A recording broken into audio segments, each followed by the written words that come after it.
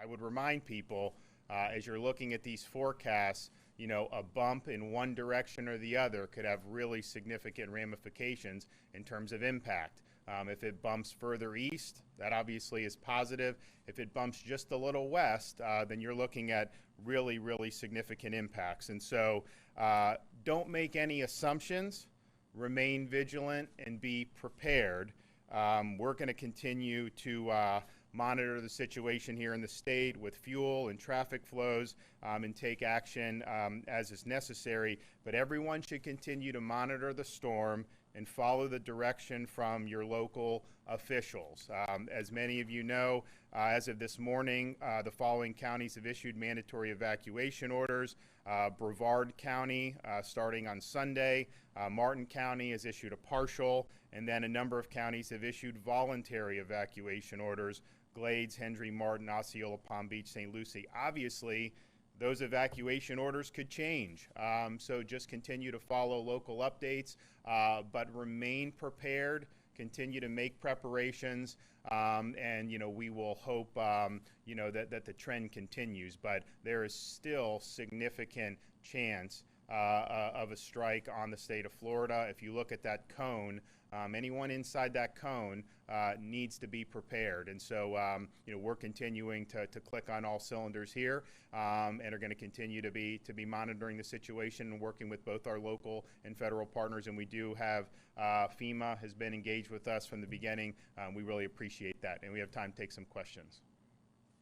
Governor, thank you for letting us get into the audio of the briefing.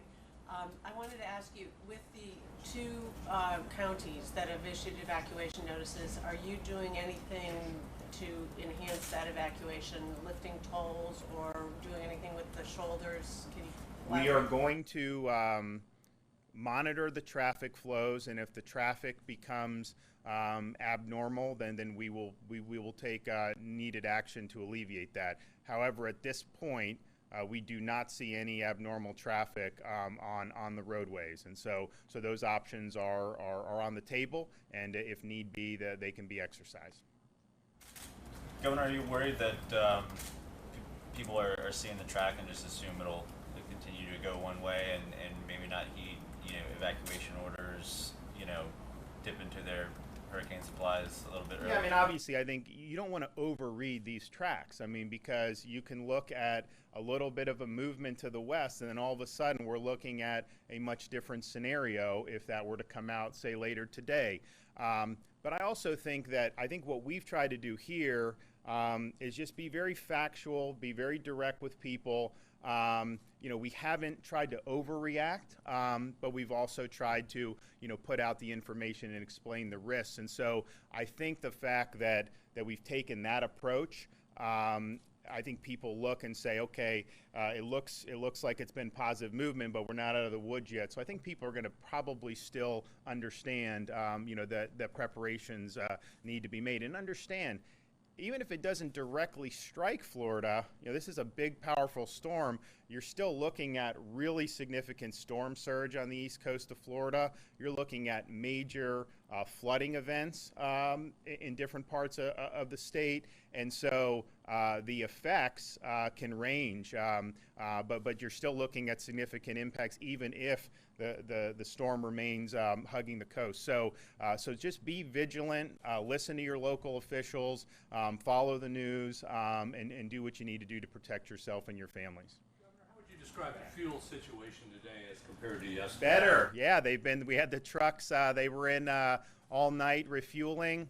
You're starting to get, you know, those are now moving to the gas stations. Obviously, as the track has shifted a little bit, I think you're just naturally going to see less people in, say, Miami-Dade County waiting in line for gas. And so some of that will be, I think, taken care of with demand. But we had all these things going all night. We did the escorts as necessary. So I think the situation will likely be improved. And you know, actually, I spoke with the president about it last night, and he offered support. We're not sure that that's going to be necessary, but we've been working with the federal partners to see if there was a need, you know, what we would be able to do for that.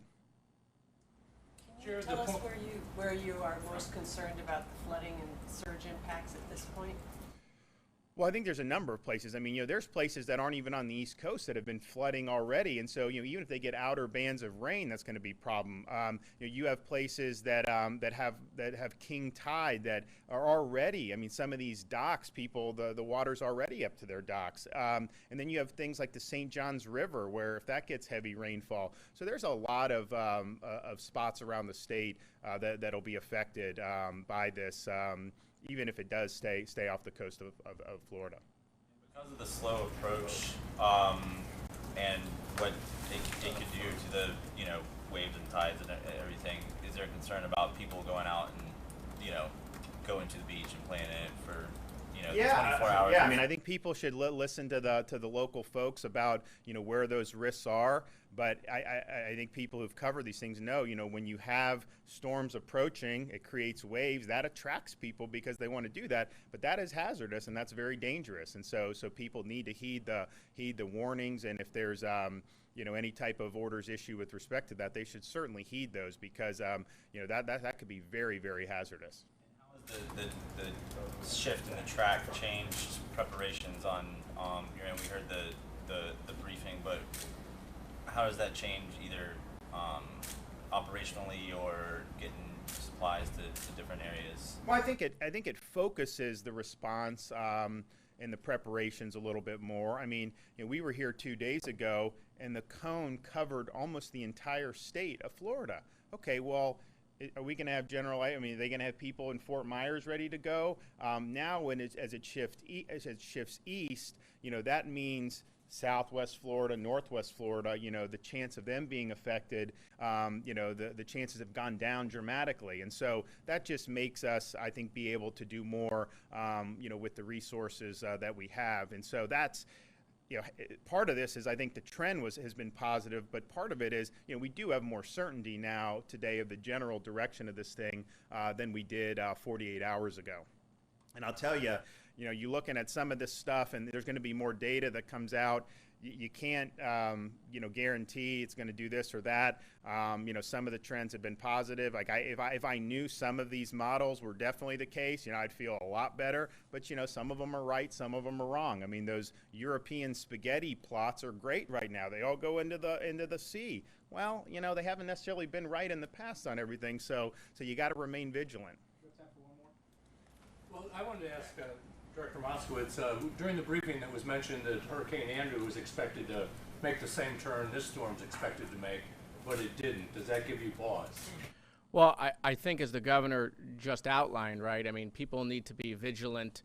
The Division of Emergency Management is still doing our job. Obviously, there's a Category 4 storm off of our coast.